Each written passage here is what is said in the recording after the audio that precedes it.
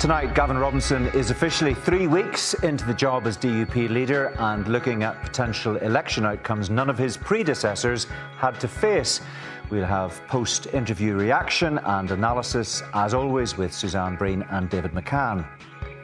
Plus, the consequences of the Republic's election are still playing out. What might it mean for an early general election there?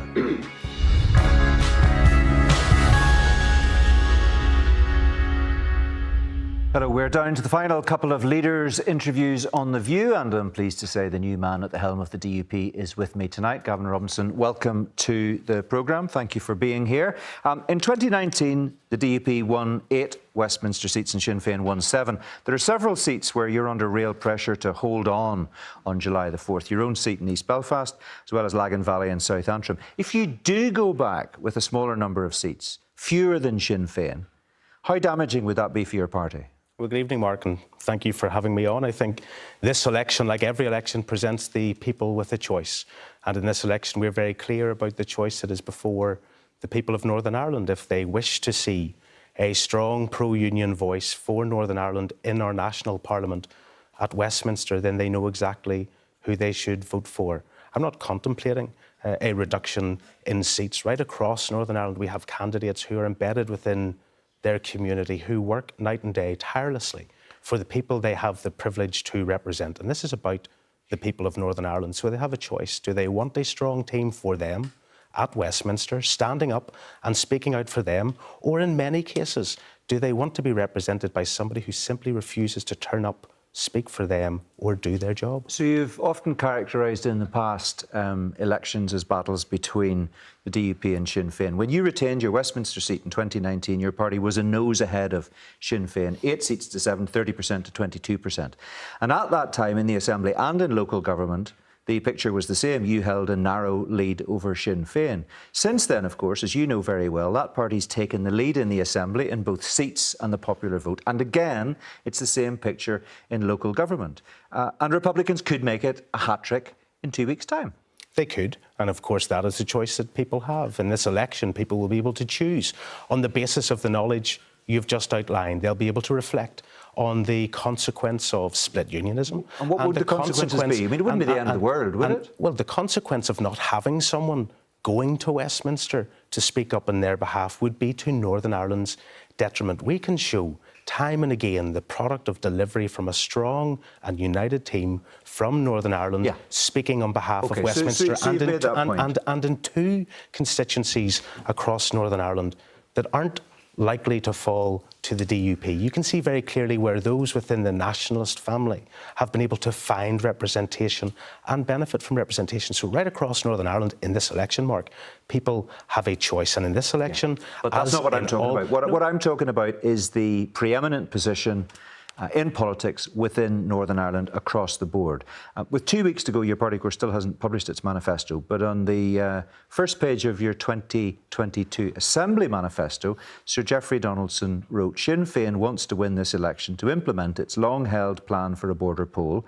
If Sinn Féin wins the most seats on Thursday, the 5th of May, it will push for a border poll. And Sinn Féin did win the biggest number of seats in that election, of course. Michelle O'Neill was the First Minister, and guess what? There is still no plan for a border poll. It's a phony argument that you're putting forward. I don't know where you've been for the last number of weeks, but continually we hear this fictitious, yes, but energised debate about the constitutional future of Northern Ireland. But no border poll, no plan for a border poll. Look, they will express their desires continually, their aspirations. They've done that for years. Repeatedly. It doesn't concern me one jot, because in the last 25 years we know that the combined votes for nationalists have not grown at all. In fact, they have declined.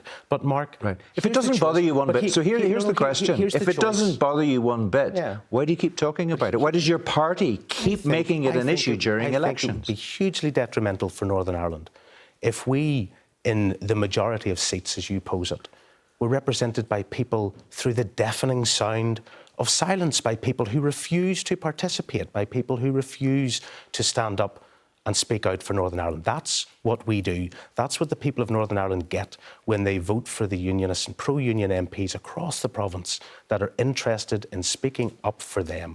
So that's the choice that people have, and we don't need to speculate or pretend or suggest that this is something that could happen which is otherwise fanciful.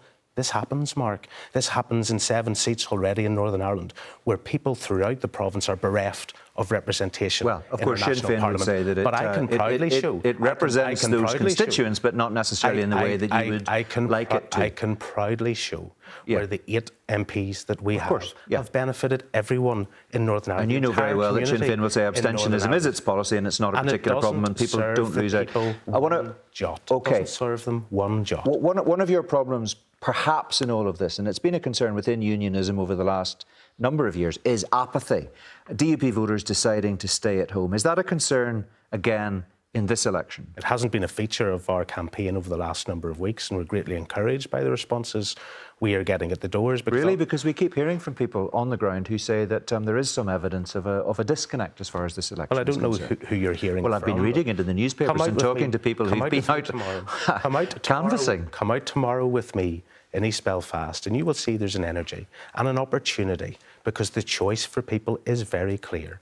They have an opportunity to be represented positively and strongly in our national parliament, and having seen the benefits of delivery in the past, they are prepared to stand with it. Do you think that they are clear about what the DUP is offering at this election? Because you talk about ways to reduce the friction and harm of the outworkings of the Windsor framework. And that's fair enough. But I mean, just to be clear, it is reducing, not erasing completely the friction and harm, as you call it, in terms of the Irish Sea border or the application of EU law in Northern Ireland. I've got that correct. That's what you've said very recently. No, that's not our position. That was our position when we were campaigning for and attaining the progress that we secured. But what we are outlining in this election is that we want to build on the progress to fully restore Northern Ireland's place within this United Kingdom. You want to build on it, but you can't promise that you will deliver what you would like to deliver. Your approach is pretty nuanced. It's a detailed assessment. Look, others within unionism are very black and white. Yeah. But in between those two positions, if you're a slightly more nuanced position recently and others, unionist voters might be scratching their heads. No, they're not scratching their heads, Mark. They're wondering where the questions are coming from, because there are 18 seats in Northern Ireland out of 650.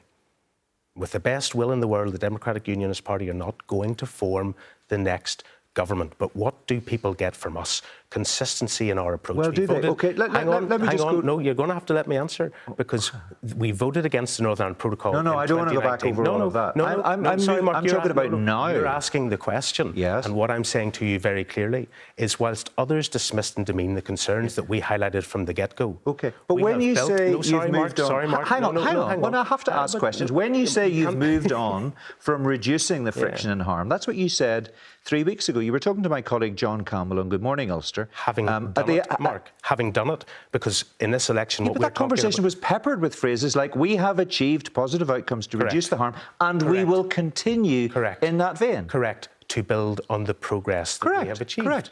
Yes, but that's not in your gift. That is your aspiration. That is what you want to do. But you are not saying you can categorically deliver that. Mark, there is a recurring theme to this whole issue, where we were told from the very start that we wouldn't get anyone to the negotiating table. We were dismissed and demeaned by those who wanted to rigorously implement. That's not what I'm talking about. No, it is what you're talking about, because what you're saying is not what I'm asking you about. What you're saying is that these things aren't within our control, and I'm saying to you very clearly that there's been a recurring theme to that point, and yet we have demonstrated, whether it was through the progress achieved within the Windsor framework or laterally the progress achieved with safeguarding the union. But I'm not saying. I don't think you're listening to what I'm saying. I'm not saying that you haven't made progress. You claim you've made progress.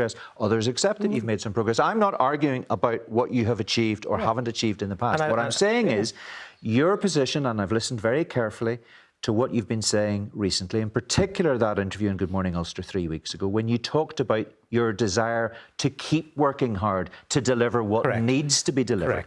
The problem is, Carla Lockhart says in her election material, she's standing in Upper Bann, that a vote for her will ensure the removal of the Irish Sea border. So it would be more accurate for her, surely, to be saying a vote for her will lead to hard work to try to work with others like you to deliver what you want to deliver on the Irish Sea border, not to eradicate the Irish Sea border, because you can't do that. So I accept entirely that we are not going to form the next government, but we will very confidently campaign on our position, and the people can see exactly what has been achieved, because unlike others, we don't sit back, Mark, and criticise but do nothing.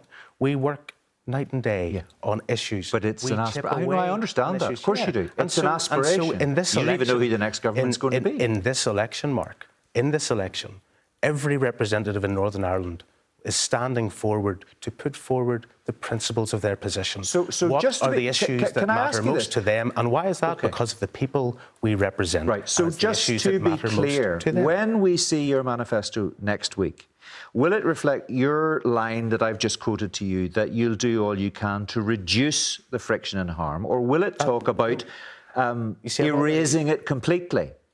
Which is Carla Lockhart's You see, I've already corrected your false analysis the first time you asked this question. You said you would continue so when in you that talk vein. about You would continue in that harm, vein. I'm talking about the work that's already gone on. Yeah. In this election, we are saying we're going to build on the progress already achieved. That people like you and asking questions and pundits talking about it and other political parties said was not possible. We would never get people to the negotiating table. We understand the difficult place Northern Ireland has been put within. Others dismissed and demeaned those concerns, weren't interested in trying to address them. Yeah, I can understand why you want to talk about something slightly different from what I'm actually asking you about, because that is, with respect, what you're doing. It is what you're doing. No, because you're suggesting that having chalked up the progress of the past, that's our position today. No, our position today... What I'm saying to you is this. Let me distill it down for you. Let me be very clear to you. Our position today, outlined by me, by Carla and every member of the Democratic Unionist Party, is in this election we are putting ourselves forward to build on the progress to date and you fully don't think this restore. Is confusing? And it's not. I think you're confused. I think that's right. Well, but we are being very clear in a united way. I'm just quoting back what you've said, and if you're confused by that, or if our viewers are confused by that, then I'm afraid I'm going to do my very best to try to help them. First of all, we had your predecessor, Sir Geoffrey Donaldson, who told us that the Irish sea border had gone. Then you were standing at his shoulder when he said that. Then you clarified that he had oversold the deal.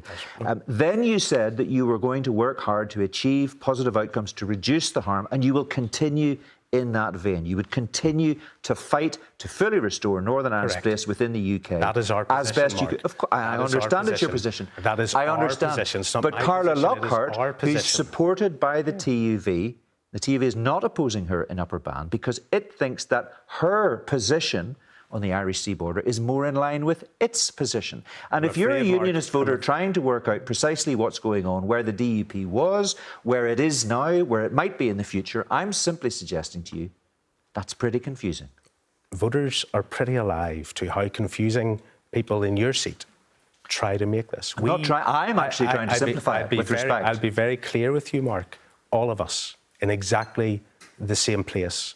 All of us, party officers, party members, party supporters, understand and agree to the party's position. And the party's position is that we will build on the progress that we have achieved to fully restore Northern Ireland's place within the United Kingdom. And we've heard that mantra over the last 5 years that we wouldn't achieve Never mind anything. the last 5 years. Can you say to viewers tonight, potential voters, that you can pledge to remove the Irish sea border? You can deliver that. People vote in an election, they know what they're getting. And I'm saying very clearly this evening what will motivate us, what will drive us. We will build on the So which are we going to see in the manifesto? We're going to see Carla Lockhart's. Here's a picture of Carla Lockhart's election material on my phone.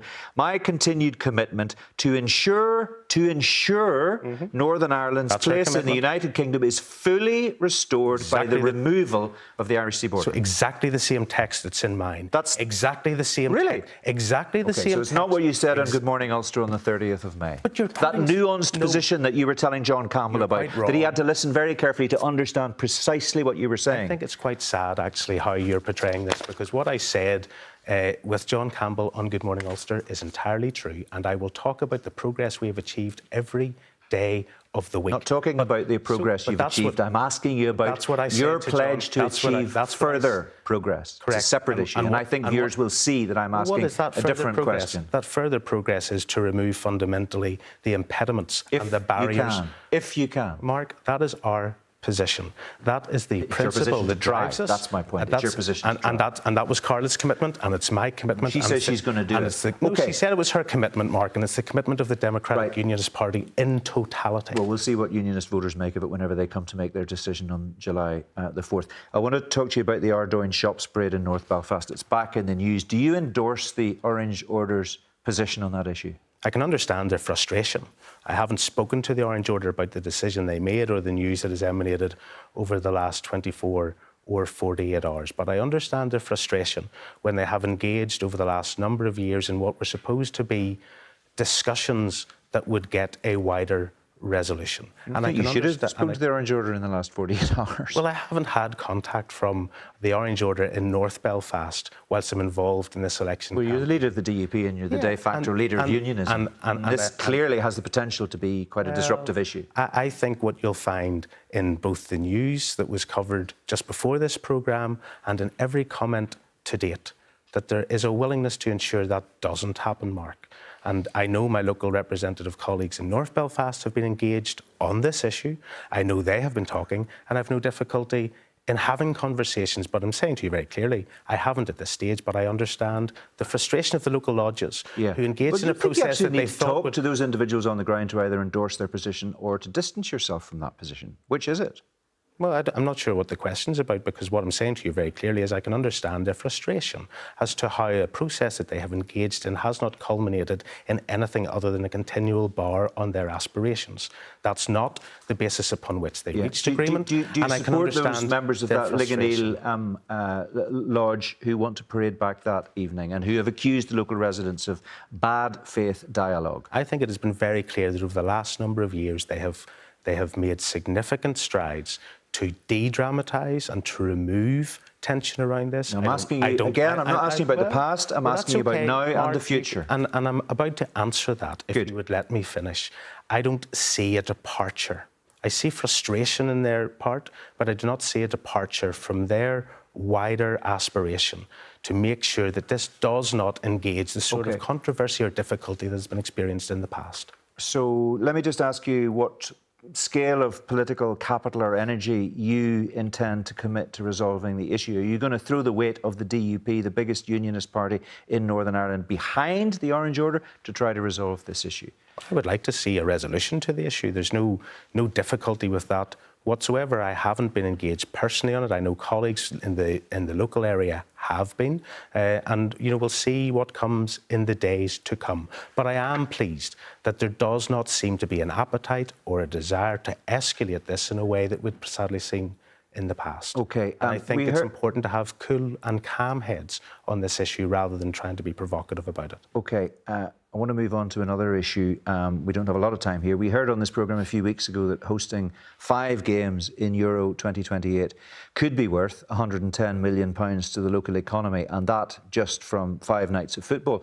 Can you in all sincerity tell voters that your party and your party's sports minister did everything possible to ensure those games come to Northern Ireland? It's not a case of did. I know that our Communities Minister, Gordon Lyons, has been engaging with the government to understand what contribution it is they wish to make. Our party stands over the agreement that we reached within the executive in 2011. But we're talking about £110 million. You say you did everything you could. You did everything you could. No, that is not what I said. I don't know why you're putting it in the past tense. You're doing everything you could. I don't know why you're putting it in the past tense. I know Gordon Lyons has been actively seeking to understand what financial contribution will be made by the British government. Really? I know as well. £110 million. Just hang on a second. If that's the case, tell that to the businesses across Belfast who would have benefited from £110 million across just a couple of weeks. Because here's the harsh reality. Why are you so negative, Mark? Why are you being so negative? I'm asking you a question, and I don't know that your answer ties in with the facts. We know that an election has been called. We know that we're not going to get clarity from the British government. Here is the harsh reality. When a UK sports minister... Well, listen to my point. When a UK sports minister came to Northern Ireland in March and toured football grounds with your colleague Gordon Lyons, the minister responsible for making this decision, admitted he didn't raise Casement Park funding with the UK government minister.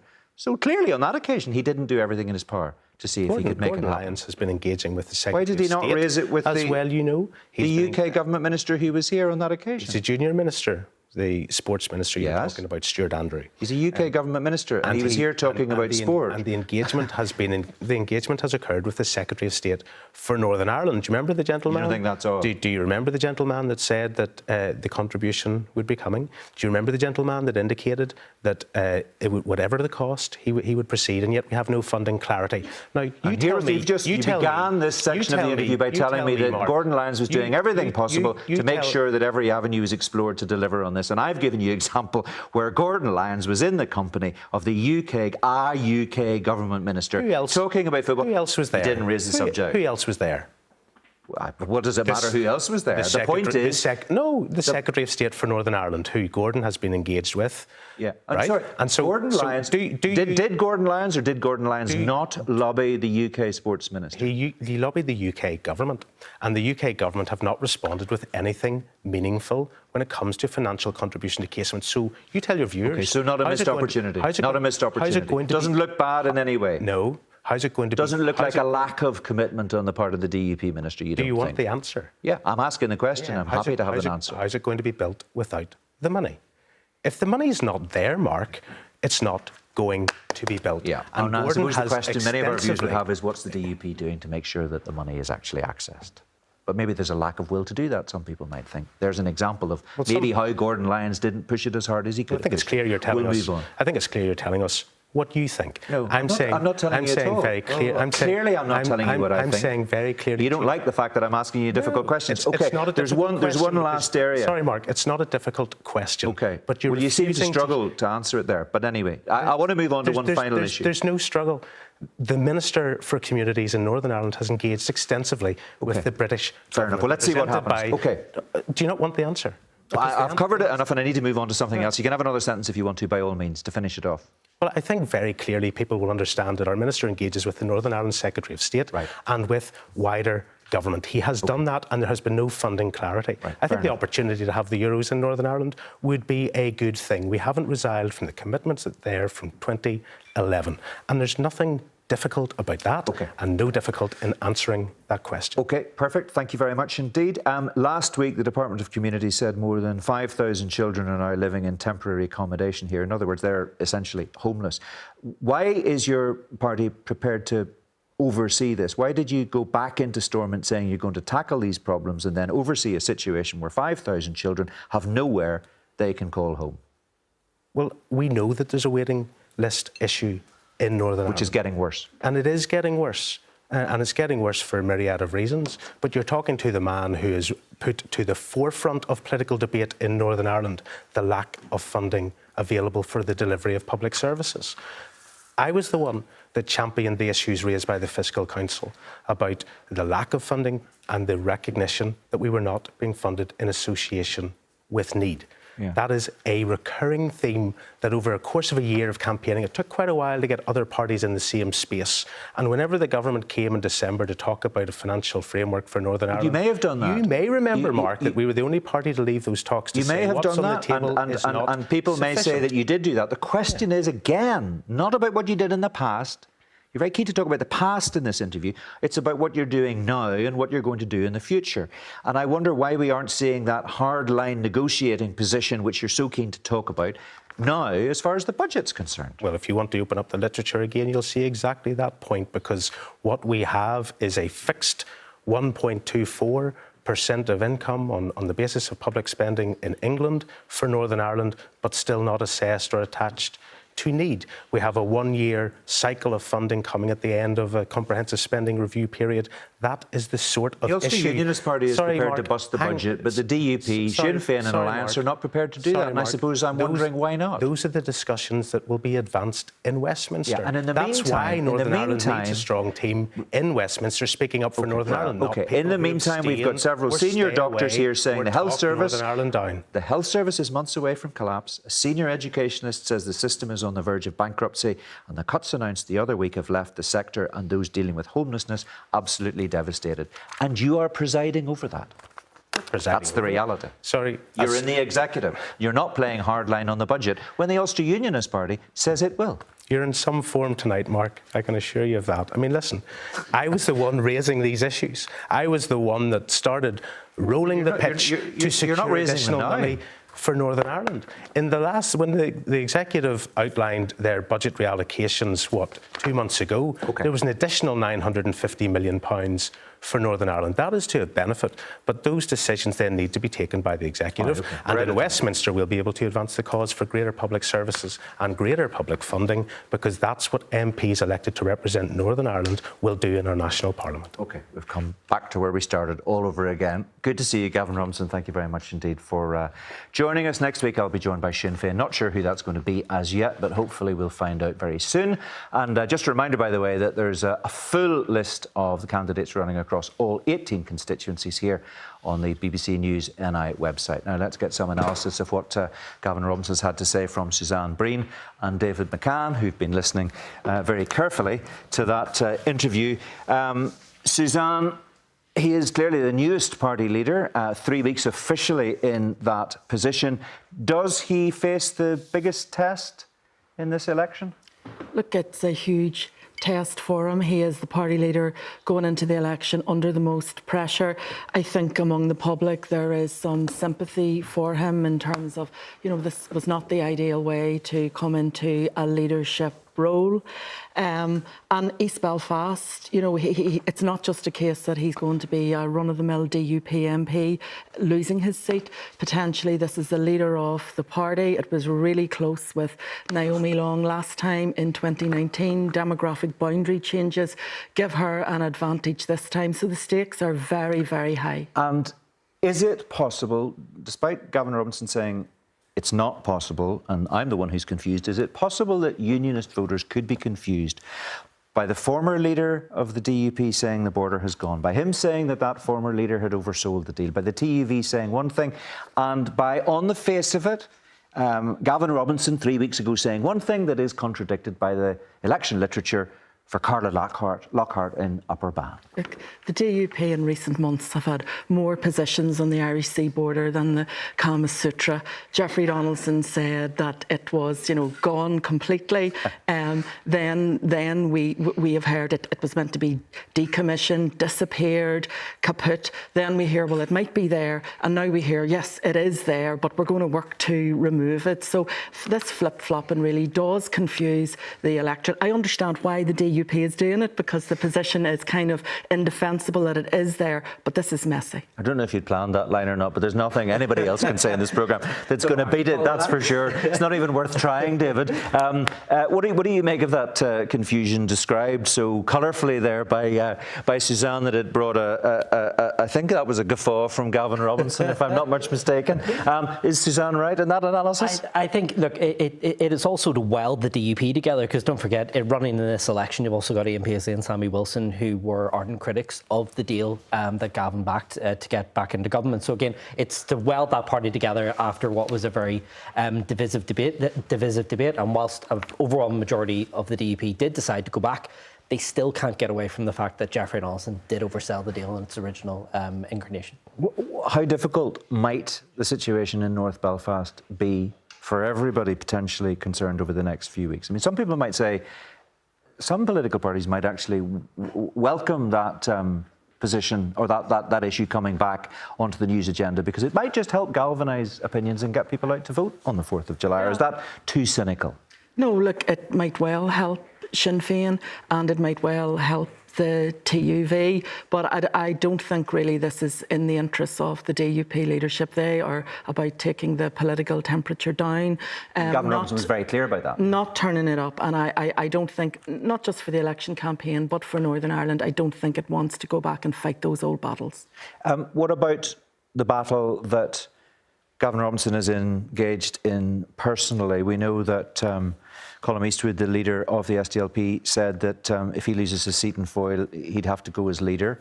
How much pressure would Gavin Robinson be under if he were to lose his seat to Naomi Long in East Belfast? I think, look, when Peter Robinson lost his seat, obviously he was an MLA and the incumbent First Minister. Gavin would need to go and seek a seat. Someone would need to step down for him. I mean, that's perfectly possible, but it would be incredibly, incredibly messy. And even though I think Gavin, by the way, has played a really bad hand very well, I think he's done as good as anyone could have done as DUP leader in this circumstances. it would be pretty difficult to see one where a vacancy would be created that wouldn't just be very messy. And I think if he loses his seat, he will lose a lot of his legitimacy and a lot of the goodwill that he has going into this campaign.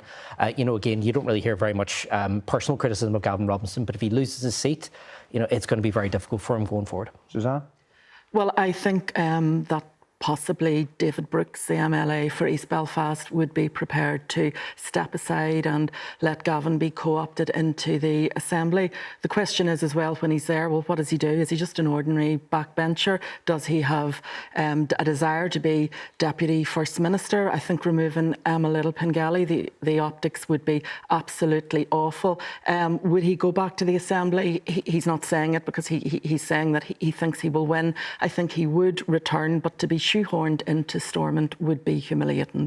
There's no way around that. Yeah, and of course that's all speculation because we've no idea whether he's going to keep his seat or not. But what we are saying is it's going to be very tight. And you were out with him on the campaign trail. He says, and this is an interesting thing, he's seeing no sign of apathy on the ground whatsoever. But we've had discussions here and on Red Lines where we're hearing a lot about apathy in unionist areas. I was with Gavin in the last few days in Tullycarnet. He was very well received. He was in good humour. He was bantering.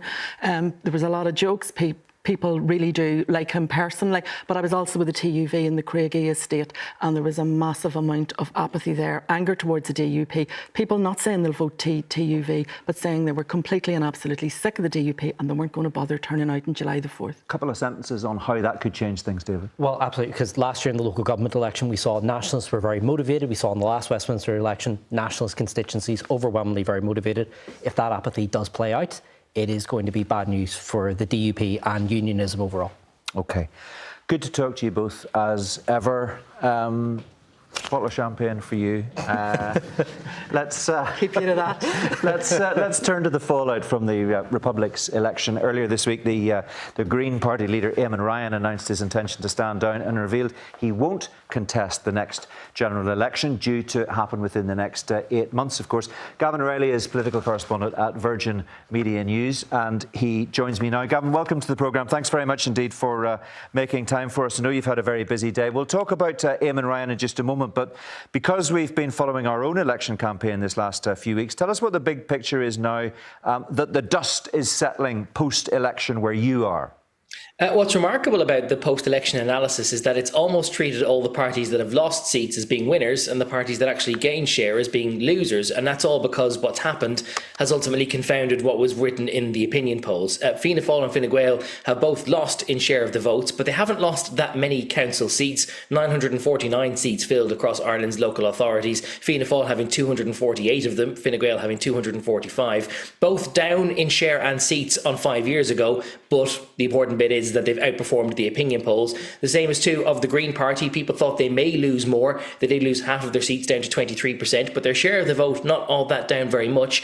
And Sinn Féin, despite themselves portraying quite a dismal approach of all of this, and the media have been criticised for playing down Sinn Féin's performance, but Sinn Féin itself acknowledged that it was a very disappointing day out. Their share of the vote, a little under 12%, which is remarkable considering it's not that long ago since they were polling in the mid-30s for a general election, and only managing to win just about 100 seats in local authority. So remarkable that the three coalition parties, despite being perceived as being unpopular, have held up quite well, and opposition parties gaining but not making huge inroads. And what about Eamon Ryan's resignation? Did you see that coming? I have to admit I didn't. I thought if it were going to come, it would probably come at a time like this when they would take stock after the local and European elections where, as I say, they went down from 49 council seats to 23 and they lost both of their members of the European Parliament. But what's striking is that Eamon Ryan says that that wasn't the reason why he has stood down, that rather it isn't because of electoral outcomes and trying to salvage seats ahead of a general election. He says it's for personal circumstances, that he decided some time ago, and this appears to be true, that he told his inner circle and his deputy leader Catherine Martin that he wasn't going to run in the next general election due to family commitments. He has 4 children who are either in their teens or early adult years. One of them has profound special needs, and Eamon Ryan feels quite guilty that the nature of his job as a TD and as a minister has meant that he hasn't been able to perform any domestic duties. So he now believes that it's time to remedy that balance. So he says he's not resigning over electoral reasons, but rather because he doesn't believe it is fair to his family for him to be working 24/7, 6 or 7 days a week. And Gavin, you mentioned his deputy leader, Catherine Martin there, who challenged him for the leadership just a few years ago. She's decided to step down too. So it's going to be a clean sweep at the leadership level of the Green Party. I mean, Catherine Martin has been quite high profile for other reasons, as we know. Were you surprised that she's decided to go at this point as well, as opposed to try to step up to the leadership position? Yeah, a little so, because it's remarkable that when they had that mandatory leadership contest 4 years ago, it's quite remarkable, really, that the Green Party rules require there to be a leadership contest, even if they have just massively gained seats and have entered into government. But that's written into the Green Party's rules. And Catherine Martin was only a couple of dozen votes away in an electorate of 2,000 from actually defeating Eamon Ryan at that time. And what's particularly striking now, given the dynamics of the campaign that we're about to see, is that one of the things Catherine Martin was really outlining when she was putting forward her pitch for the Green Party leadership 4 years ago was the fact that she was female, which no previous leader of the Green Party has ever been. And she, although she represents a Dublin constituency, she is originally from County Monaghan, and all three previous leaders of the Green Party have been men from Dublin. So she was outlining those as being some qualities that she could bring to try and dismantle the image of the Green Party as being solely concerned about urban issues. And that is now the way the dynamic is playing out, because the two candidates that we have, one is the Children's Minister in Cabinet, Roderick O'Gorman, a man from Dublin. The other is Senator Pippa Hackett, a beef farmer from County Offaly, and already trying to amp up the fact that she would bring a different perspective to the job because she's not a man and she's not from Dublin. Yeah, interesting stuff. Well, we'll watch that closely as it unfolds in the weeks ahead. I suppose we need to put this into the context of what it might mean, all of these toings and froings and comings and goings, what they might mean for an early election, because there is an awful lot of talk about that. I suppose different interests, different parties will have different reasons to want an early election or not. How do you read that? There are some within the coalition who would desperately like to go early. There's definitely some in Fianna Fáil and Fine Gael who believe that Sinn Féin are now in something of a tailspin, while they are distracted with the general election north of the border, that there will be an argument to capitalise and to call it call one in the south as well. Those close to Simon Harris don't buy that argument. They take the position that Simon Harris has only been in office for about 10 weeks. So if he has already managed to try and revive Fine Gael's fortunes that much within 10 weeks, why wouldn't you give him the full 10 months to try and serve until next March and see how much better he can make the situation for the outgoing coalition? There is a view, however, that after the budget in October is a likely departure point. There will be at least 4 by-elections to Dáil Éireann because of new MEPs being elected. They will be due next November or December. The government will be able to avoid that unnecessary test of its popularity if it's simply called a general election, particularly off the back of a relatively generous budget. One thing that could factor into all of that, though, is who wins the Green Party leadership, because bear in mind, a new party leader does have the right to renominate new ministers and to trigger a bit of a cabinet reshuffle. And one would assume that a brand new minister who might be bringing in new cabinet colleagues around wouldn't necessarily like to be running to the country within a couple of weeks or months. They might like to have those new officers getting under the table and really making inroads as much as possible. Got to leave it there. We're out of time, Gavin. Thank you very much indeed, as ever. That's just about it for tonight. Before we go, a quick reminder about our Red Lines podcast. We're profiling all 18 constituencies across Northern Ireland in the run-up to polling day. This week's episode looks at the 3 Antrim constituencies, North, South and East, and there are plenty of interesting nuggets in that conversation. You can listen now on BBC Sounds or wherever you get your podcasts. Meantime, we continue our series of leaders' interviews this weekend on Sunday Politics, when I'll be speaking to the Green Party leader and N2's deputy leader. That's on BBC One and iPlayer at 10 o'clock. And we'll conclude the series with Sinn Féin on Tuesday next week. Make a note of that for 1 week only. We're moving to the Tuesday for now, though. From everyone, thanks for watching. Good night.